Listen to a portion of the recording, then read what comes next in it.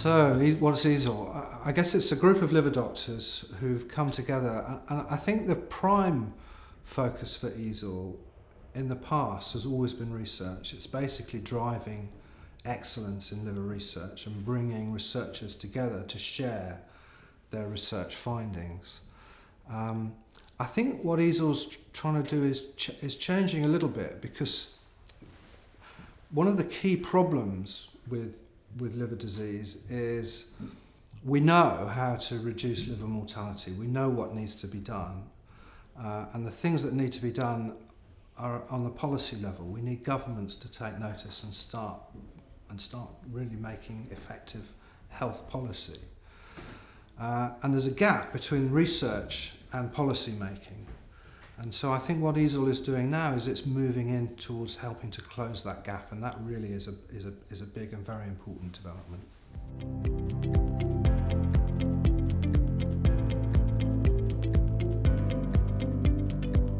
I used to be a basic scientist. I used to study cytokine networks in the lab, and going back to around about 2000, the CMO in the UK released a report showing that liver mortality had been rising steadily in the UK, and that wasn't happening elsewhere in Europe. And I sort of got interested in why that was, and around about 80% of that liver mortality is from alcohol-related liver disease. And strangely, a lot of liver doctors aren't really interested in alcohol-related liver disease. I mean, I haven't done it this year, but normally what I do is I count up the abstracts and I sort of compare the alcohol research abstracts to the viral hepatitis abstracts. And usually there's a massive difference, and I would imagine there probably is this year. So I started to get interested in alcohol-related liver disease, and particularly the fact that people die of liver disease because they drink too much. And if you want to stop people dying of liver disease, you have to stop them drinking too much. And the most effective and the cheapest way to do that is to reduce population level consumption, because all you need to do is put the price up a little bit and deal with alcohol marketing. And then you can target people who are drinking too much, who are developing liver disease, and you can try and find liver disease earlier, and that's probably an effective thing to do as well. Or you can wait until people come into hospital with their end-stage cirrhosis. And in the UK, we reckon 75% of people with cirrhosis don't know they have liver disease. Okay? So you can wait until they come into hospital, and then you can try and make them better, but by then it's too late. Unfortunately, up until very recently, pretty much all of the effort of liver doctors has been concentrated on that final bit. And what we're trying to do is just expand their vision a little bit.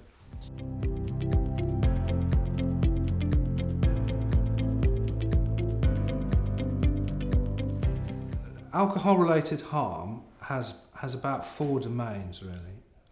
So there are some harms which happen to young people, and that basically they happen when they're drunk. So they get into a fight, or they try and commit suicide, or they have a traffic accident. And that's about 25% of the deaths, and it tends to happen in young people. Alcohol causes hypertension and strokes, and that's about another quarter of the deaths, and that tends to happen in older people. And the relationship there is linear. It's a straight line from 0, and it goes out in a straight line. And the same for cancer. Alcohol is a risk factor for cancer of the bits of your body that come into contact with alcohol. So your mouth, your pharynx, your esophagus, not your stomach, not your small intestine, but your colon and rectum, and also your liver and pancreas. And for women, breast cancer is a very, very important alcohol-related cancer, and that's due to hormonal changes. For cancer, the line is straight, and it goes from 0. It's a straight line.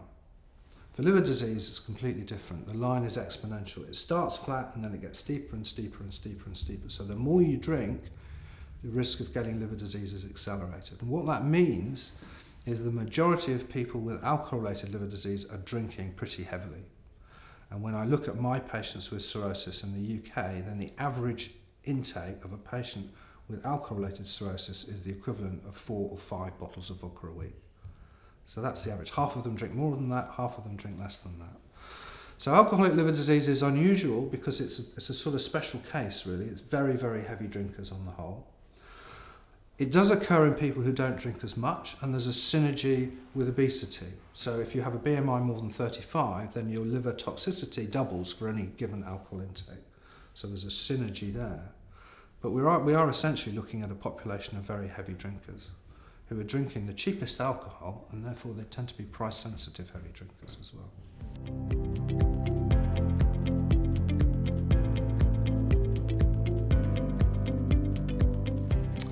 Well, that's really interesting. I mean, first of all, if you look at what causes liver mortality in Europe, then what you see is that probably overall between 60 and 80% is alcohol related, and it varies from country to country. So it's the commonest cause of liver death in probably all European countries, is the first thing to say. And you can split those areas of Europe into different areas. So there are certain countries where they've always had very low levels of liver disease. So Scandinavian countries and also the Netherlands. And the liver mortality has always been low and levels of liver admissions have always been low. And they tend to be places with very effective alcohol control policies, particularly Scandinavian countries. There are countries, and the prime example of the Mediterranean countries, so France, Spain and Italy, which used to have very, very high levels of liver mortality. So you go back to the 1960s, the liver mortality rate in France was 50 per 100,000. At the same time in the UK it was 2 per 100,000. And that's because historically those countries have had very, very high levels of wine consumption, usually drunk with meals, not to go out and get absolutely battered as you do in Northern and Western Europe, with a sort of feast drinking pattern. And what's happened in those countries is there's been a dramatic decline in alcohol consumption. There's been a dramatic decline in liver mortality. So between 4- and 5-fold reductions in liver mortality in France and Italy. So there's that group of countries where really things are much improved. The interesting thing is that the fall in consumption of wine in France and in Italy has been in the really, really cheap wine, which often is sold in big containers and, bottom of the shelves of the supermarket. And the consumption of more expensive wine, Appellation Contrôlée, regional wines in glass bottles with corks, has gone up. And that hasn't impacted on mortality. So those countries have got a win-win scenario because they've had dramatic falls in liver mortality, but the wine industry, actually the value of the wine industry has gone up because they've moved from a business model based on quantity to one based on quality. So there's some important messages there. There are other countries where liver mortality was very low and it's gone up. And the prime example of that, I'm afraid to say, is the UK. Finland is the other one. So our liver mortality was 2 per 100,000 in the 1960s. It's now about 17. We overtook France, Spain and Italy 6 or 7 years ago. And we've also got Eastern European countries where as the wealth in those countries have increased, so their alcohol consumption has increased from a pretty high level anyway, and you have parts of Eastern Europe with very, very high levels of liver mortality, topping that probably Hungary and Romania, and they've got a really serious problem. And then finally you have countries, Germany is probably the best example, with reasonably high levels of liver mortality which haven't really shifted very much and which haven't seen the declines that we've seen in the Mediterranean countries. It's pretty clear what's caused the increase in the UK. So what we've seen is a big change in the alcohol marketplace in the UK. So if you go back 3 or 4 decades, nearly all of the alcohol that was drunk in the UK was drunk in pubs and bars, and it was drunk as relatively weak draft beer. The change has been the shift to consumption in supermarkets and off licenses to drink at home, because alcohol is much cheaper because it doesn't have the overheads you have in bars. And also a shift to consumption of much stronger alcohol. So a huge rise in wine drinking, which is part of globalization and joining the EU, and wine prices coming down. A big increase in consumption of spirits, and a shift from consumption of relatively weak beer to strong lager sold in cans. And that's been driven by changes in taxation. So there's been essentially more than a 3-fold increase in the affordability as a result of reduction in taxation because it hasn't kept pace with incomes. And if you track those trends in affordability, then the liver mortality figures track them almost identically. There's something else very interesting that's been going on in the UK, which is so liver mortality in the UK was rising at about 8% per year until 2008. And in 2008, we had 2 things. First of all, we had the economic recession. And that had an impact on incomes, and it had an impact on the amount of alcohol that people could afford. But the Chancellor also introduced, for the first time, a really effective tax policy for alcohol. So there's a 6% increase, followed by a 2% above inflation duty escalator. And if you track the trends, liver mortality was rising as soon as that was introduced, flattened off and started to decrease. And we see that every single time an effective alcohol policy is introduced. So we saw it in Denmark at the outbreak of the Second World War, and in France, the outbreak of the First and Second World War with wine rationing. We saw it in Russia when Gorbachev introduced his alcohol reforms and cut the production of the monopoly production of alcohol. And within 6 to 18 months, you see the maximum impact on liver mortality. And that's because it might take 10, it might take 20, 30, 40, 50 years to develop cirrhosis. Maybe 10 years with alcohol, 40 or 50 years with obesity or type 2 diabetes-related liver disease. But for alcoholic liver disease, people die as a result of their recent drinking because they come in with acute alcoholic hepatitis, because they've been drinking heavily in the previous few months, or they come in with bleeding esophageal varices because their portal pressure has risen on top of an already elevated base transiently as a result of their recent drinking, or they develop decompensated acute on chronic liver failure.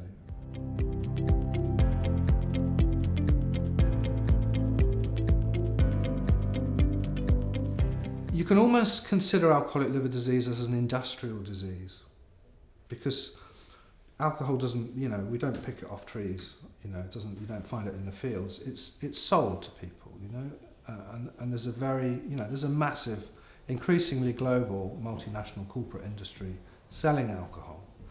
So you have to go back to look at how you sell things. And if you look at how people market products, any product, then there are 4 factors, 4 P's. So there's price, there's the product itself, there's the place of sale, and promotion. And those 4 P's govern how much of any product that you sell. As an example of the power of marketing, if you take PepsiCo, the global corporation, their global turnover is 66 billion. Of that, they spend 38 billion on marketing in their annual reports. Okay, so just put that in context. And those 4 P's, that's what marketing is. Which are the most important things? Well, for example, in the UK, they've all changed. Okay, so the numbers of licensed premises have gone up. Supermarkets sales have gone up, off licenses have gone up, that's changed. The product has changed. So when I was at university, my comparative, nobody ever drank spirits as a student. That was completely unheard of. Young people now, their drink of choice is spirits. Why is that? That's because in the 1990s, the spirits industry had a massive push to change their consumers from people in their 40s and 50s drinking whiskey to people in their late teens and early 20s drinking vodka. They introduced a new product, Alco Pops, and the consumption of alcohol by school children in the UK went up, spirits went up 5-fold over about 5 or 6 years. And then a few years later, as they matured, the population level consumption of vodka doubled as well. So promotion and product, place of sale, the single most important factor is price. And as I mentioned before, if you track the affordability of alcohol, then liver disease maps almost right onto that line. And the reason for that comes back to the previous answer, which is how much people drink. If you're drinking the equivalent of 4 or 5 bottles of vodka, you're not drinking Chateau Lafite. You are drinking the cheapest alcohol it's possible to buy. And in the UK, that's 15 pence a unit, a centilitre. And so what we really need to do, the single most effective thing that we can do across Europe, is to look at the price of alcohol in those countries where it's a real problem. And perhaps the most effective way to do that has been designed by the Scots, who've come up with this idea of minimum unit pricing. And what that does is it sets a floor price below which you can't sell alcohol. And the result of that is that it doesn't affect the price of a pint of beer in a bar or a pub, because that's already pretty high, it's all more than £1 a unit. It only affects the cheapest alcohol, and really the only people who are drinking that really, really cheap alcohol are people with an alcohol use disorder and our patients.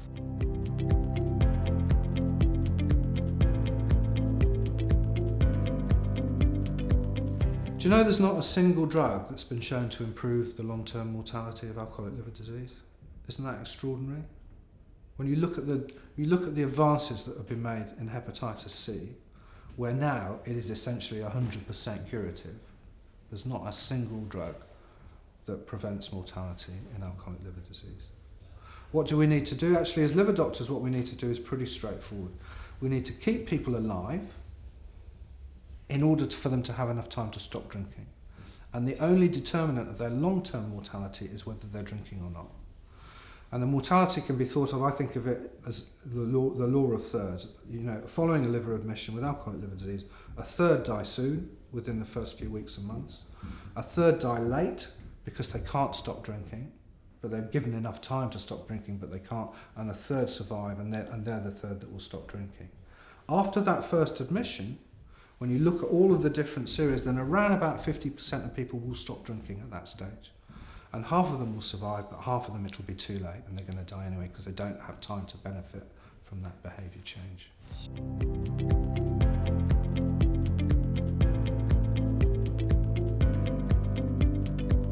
It's difficult really, because if you look at the countries where there have been the biggest declines in liver disease, I would love to be able to say that that was a result of effective alcohol policy.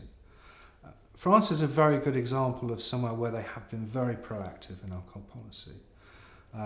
So, for example, with regard to marketing, they've introduced something called the Loi Vin, which is a very effective way of protecting children from the impact of alcohol marketing, which has been so devastating in the UK.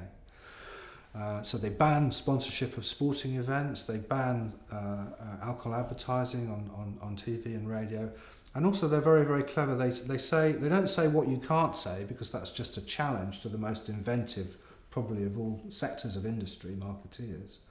They say what you can say, so you're only allowed to say certain things about the product. But they haven't increased the tax regime. Probably the most, in recent years, the most effective people have been Scotland. They've introduced minimum unit pricing. It's been passed through Parliament, it's been signed by the Queen, but has been blocked by a legal challenge from the drinks industry. An example of minimum unit pricing working comes from Canada. So in Canada, they've had minimum unit pricing in the alcohol monopoly sales for 20 or 30 years. And in one state, and I can't remember if it's Saskatchewan or Western Ontario, I think it might be Western Ontario, what they did was they increased the price, the minimum unit price, across the board of all the different subtypes of alcohol, because normally they do it at different times, by 10%. And within a year, the direct alcohol-related mortality had fallen by 32%. Another example of how quickly liver mortality changes in response to a policy change. It's very important to say that to politicians, because there aren't many public health measures that work within a single term, a single administration.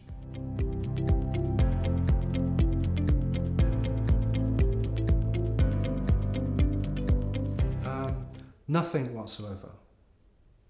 Absolutely nothing. So we had an alcohol strategy that lapsed a couple of years ago. It wasn't a brilliant strategy, but it was a start. It was about generating information, about standardization of data.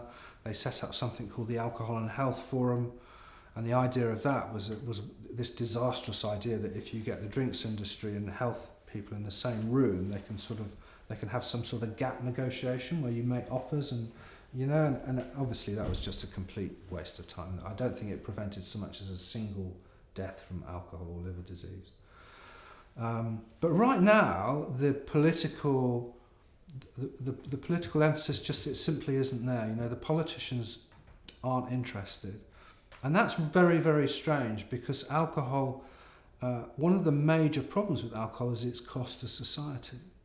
So across Europe, according to the OECD, it's reckoned that alcohol costs developing countries in Europe about 2.6% of GDP. That is an absolutely colossal amount of money. Now, some of those costs are in health costs, some of them are in crime costs, but the majority of costs, more than half of those costs, are in lost productivity, because of absenteeism, people not turning up for work because they drunk too much or because they've got an alcohol use disorder, or presenteeism, which is people turning up for work but they're so hungover they don't actually deliver what they're supposed to deliver. So in actual fact, the European Commission are really missing a trick here, because the things that are effective in terms of alcohol, preventing alcohol-related harm, are cheap or actually create income for governments. And they're the most effective things. And you also get a double win, because you get a reduction in health costs and you get an increase in productivity. So it really is a no-brainer. But then, of course, it comes back to this business of alcohol being an industrial disease. And you've got very, very powerful advocates promoting the drinks industry, and they listen to.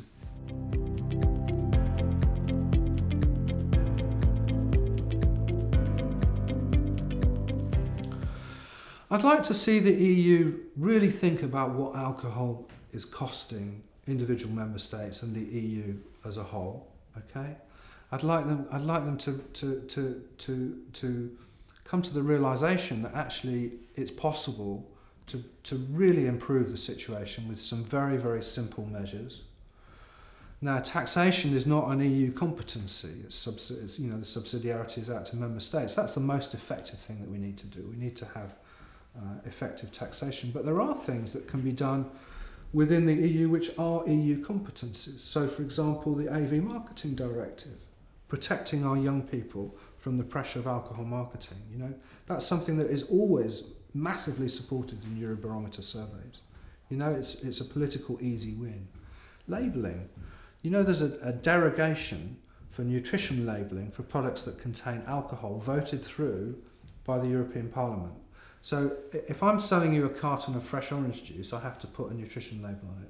If I mix that with vodka, I don't have to put a nutrition label on it anymore. I mean, that's just crazy. And then there are the restrictions on tax. So, for example, the challenge to minimum unit price in Scotland went to the European Court. Actually, they ruled in favour because of the public health exemption for legislation. There are rules on what you can on how you have to level VAT on products.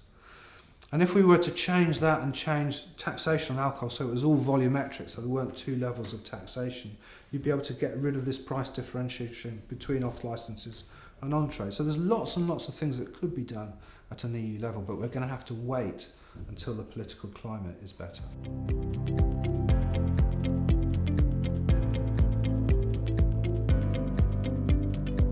I mean, I'm quite optimistic, okay? Minimum unit pricing is going to go ahead in Scotland, okay? It's gone back to the Scottish courts, and we have to wait their judgment, but we're all very optimistic that it will go through. When that happens, the devolved nations in the UK, so Wales, Ireland, ERA, have all said they're going to introduce minimum unit pricing and effective alcohol strategies. When that happens, you're going to get a very interesting natural experiment, because it's not going to happen south of the border. Okay, the English government aren't going to change anytime soon.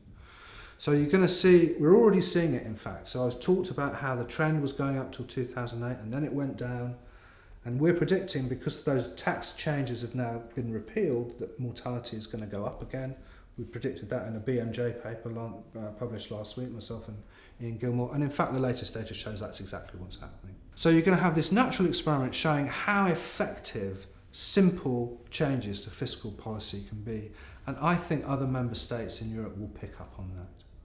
And I think once you get the ball rolling, then I think actually it will be unstoppable. And this is why the drinks industry have bent over backwards to try and prevent minimum unit pricing from being enacted.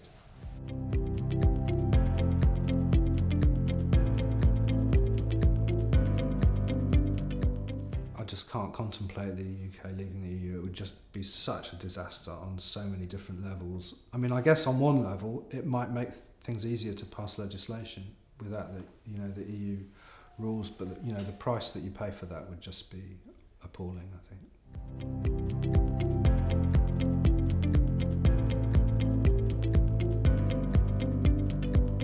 Well, that's interesting as well. I think we've got a very different perspective. So myself and my colleague Ian Gilmore came together with a few other colleagues to create something called the Alcohol Health Alliance in the UK.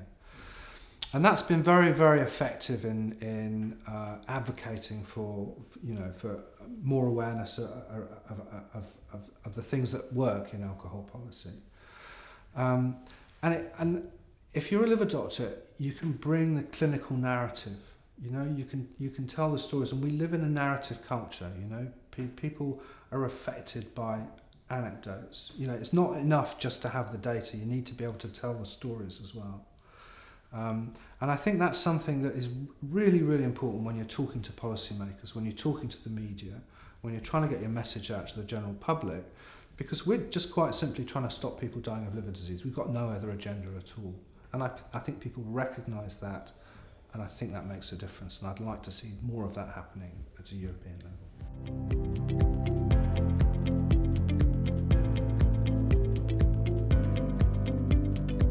Well, there'll be a whole bunch of really brilliant science as usual, but the thing that I'm hoping to get out of it is that we're talking about the possibility of creating a European Commission for liver disease. And we did that in the UK. It was led by Roger Williams, and we had the support of the Lancet, and we had the Lancet Liver Commission, and it brought together UK hepatologists and enabled them to really sit back and think about what do we need to do. And I'd really like to see something like that coming out of this EASL, and we've got a discussion about it on Saturday, to try and bring everybody together and think about what are the really important questions, what could we achieve if we all started singing from the same hymn sheet, and how are we going to go about it.